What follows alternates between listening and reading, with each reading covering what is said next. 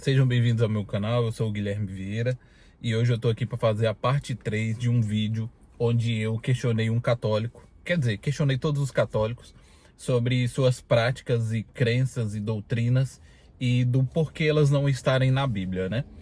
E eu já fiz a parte 1, onde eu questiono, é esse vídeo que vai aparecer aqui em algum lugar. A parte 2 também vai aparecer aqui, aí você vai lá e assiste, e agora é a parte 3. Resumindo, eu questionei por que aquela devoção ou veneração a Maria, por que ela não está na Bíblia, por que o uso de imagens e por aí vai. E aí um católico me respondeu, que é no segundo vídeo aí que vocês viram, e aí ele provou que o meu primeiro vídeo estava certo, porque no primeiro vídeo eu questionava e dizia que queria respostas bíblicas. E o que acontece? Além de xingamentos e deboches, ele deu toda uma argumentação, mas não provou diante da Bíblia, né? Ou seja, ele não abriu a Bíblia, ele não mostrou versos bíblicos, ele não mostrou passagens bíblicas que corroboram o que a Igreja Católica acredita ou o que ele acredita como sendo uma doutrina oficial cristã. Nesse vídeo aqui eu vou mostrar para vocês biblicamente do porquê a argumentação dele está errado, a crença da Igreja Católica está errado, principalmente em relação a Maria. Em relação a imagens, pessoal, é até interessante porque vocês precisam perceber duas coisas pelo menos. A Bíblia, ela proíbe o uso de imagens na adoração, ou seja, os católicos juram de pé junto que não adoram imagem, mas o que a gente vê eles fazendo, se isso não é adoração, eu não sei o que é. Às vezes eles justificam dizendo, mas na época do tabernáculo, do Israel antigo, tinha imagem. Sim, mas ninguém se ajoelhava diante de imagem, ninguém rezava para a imagem, ninguém fazia promessa para a imagem, ninguém tratava aquela imagem como algo sagrado. Ou seja, ela era só meio que decorativo. Um israelita fiel a Deus não usava a imagem para isso. Às vezes querem justificar também a serpente de cobre, né? Que as pessoas tinham que olhar para a serpente de cobre para poder ser salva. Sendo que Jesus depois disse que aquela serpente de cobra era um símbolo dele próprio, porque assim como a serpente foi levantada no deserto, Jesus também seria levantado. Então aquilo ali era um ato profético. É igual quando Jeremias quebra um vaso de barro, é igual quando Jeremias compra um cinto, guarda o cinto até ele ficar bem velho e depois quebra o cinto. Ou seja, são atos proféticos, né? E inclusive aquilo existia naquela época, não existe mais hoje. Para você evangélico que está vendo esse vídeo e acha que ato profético é algo que deve persistir hoje. E também no Novo Testamento, você vê ali os apóstolos, né? Pedro, Tiago, Judas, João, falando sobre o comportamento dos cristãos, o que eles deveriam fazer, o que eles não deveriam fazer, e em momento nenhum é citado imagens, amuletos, crucifixos, objetos que seriam usados na adoração, como objetos protetores ou coisa do tipo. Muito pelo contrário, né? Porque a gente sabe que todas essas coisas, tanto o uso de imagens como de objetos, como se fossem sagrados ou místicos, alguma coisa assim, tudo isso vem do paganismo e tudo isso a Bíblia condena, né? A Igreja Católica simplesmente adaptou. Ou seja, a gente não pode fazer imagens de deuses falsos, mas a gente pode fazer imagem de Maria. Aí tem um outro problema também que eu vejo, que é o seguinte: Guilherme, a imagem é só para a gente ver como Maria era. Cara, Maria com certeza não era loira dos olhos azuis. Jesus com certeza não tinha uma pele rosada, entende? Então, a imagem que vocês usam tá errado de qualquer forma, porque não simboliza a real pessoa, entende? Tanto é que, eu não assisto The Chosen, mas aquele cara que faz o papel de Jesus talvez seja uma representação mais fiel de todos até hoje, porque ele é um cara com ascendência justamente daquela região. Você percebe o nariz dele, você percebe a fisionomia. Jesus provavelmente tinha uma aparência mais parecida com aquilo ali. Os outros Jesus de outros filmes, tem um filme aí que Jesus é loiro. Então não faz sentido, pessoal, esse negócio de vocês usarem imagens na adoração para representar alguma coisa, não tem isso na Bíblia. Quanto a Maria, vamos lá para o que a Bíblia diz. Teve uma resposta aqui de uma pessoa, e aí eu vou ler para vocês e vou citar as referências bíblicas. E aí você, católico, vai lá na sua Bíblia e verifica. Analisando o que você escreveu à luz da Bíblia, vamos examinar cada ponto levantado e compará-los com o que as Escrituras Sagradas dizem. 1. Devoção a Maria e oração a Maria. A Bíblia não menciona a prática de orações a Maria ou a veneração dela. A adoração é dirigida exclusivamente a Deus, Jeová, Mateus 4:10. E as orações são feitas a Deus através de Jesus Cristo, João 14:6, 1 Timóteo 2:5. Não há nenhuma passagem bíblica que indica que os primeiros cristãos praticavam devoção a Maria ou oravam a ela. Verdade. 2. Maria plena de graça. Em Lucas 1:28, o anjo Gabriel saúda Maria com agraciada, indicando que ela foi favorecida por Deus. No entanto, isso não implica que ela deve ser objeto de veneração. Maria é reconhecida na Bíblia como uma serva humilde de Deus que desempenhou um papel crucial no nascimento de Jesus. Lucas 1:38. Mas não há base bíblica para uma veneração especial além desse reconhecimento. Tanto é que Maria, ela não é colocada como rainha do céu na Bíblia. Muito pelo contrário, em Jeremias a gente vê quem é a rainha do céu. E Jeremias foi um dos profetas de Deus que mais condenou o uso de imagens. E lá existia uma deusa chamada Rainha do Céu. E como que Maria é chamada hoje pelos católicos? Rainha do Céu.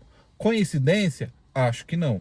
Consideração por Maria. Embora Maria seja uma figura importante por ser a mãe de Jesus, a Bíblia não ensina que ela deve receber uma consideração especial que inclua orações ou intercessão. Jesus Cristo é o único mediador entre Deus e os homens, 1 Timóteo 2:5. A consideração e honra mencionadas na Bíblia referem-se a respeitar e reconhecer o papel dela, mas não a veneração ou a adoração. Pessoal, nós sabemos que Jesus foi ungido, nós sabemos que os sacerdotes eram ungidos, a gente sabe que todas as pessoas que Deus responsabilizava de algo, ele ungia. Inclusive os próprios apóstolos foram ungidos para fazerem o que fizeram. Em momento nenhum a Bíblia cita que Maria foi ungida, que Maria recebeu uma responsabilidade além de ser a mãe de Jesus. Em momento nenhum a Bíblia diz que nós devemos orar para Maria, venerar Maria, fazer uma imagem de Maria, se ajoelhar diante dessa imagem, em nenhum momento. No vídeo anterior, o rapaz inclusive ele disse o seguinte, que desde os cristãos primitivos já havia esse reconhecimento a Maria. Ou seja, o que os católicos fazem hoje já se fazia no primeiro século. O problema é, isso virou uma doutrina alguns séculos depois. E no primeiro século não há nada disso. Então, ou seja, se Maria já tinha essa consideração já no primeiro século, isso deveria estar na Bíblia, porque a Bíblia foi confeccionada no primeiro século. É como se os apóstolos não soubessem quem era Maria, é como se os apóstolos ignorassem Maria, porque se Maria tinha toda essa consideração, por que nenhum apóstolo diz isso? Entende? Seria quase que a mesma coisa de eu escrever a história do Brasil nos últimos 20 anos e eu não citar o Lula. Entende? Vou contar a história do Brasil, aí eu não vou citar o Lula. O Lula não. Vou dizer assim, a Dilma. Não cita a Dilma. Não cita a Dilma de jeito nenhum, sendo que a Dilma foi presidente 2 vezes.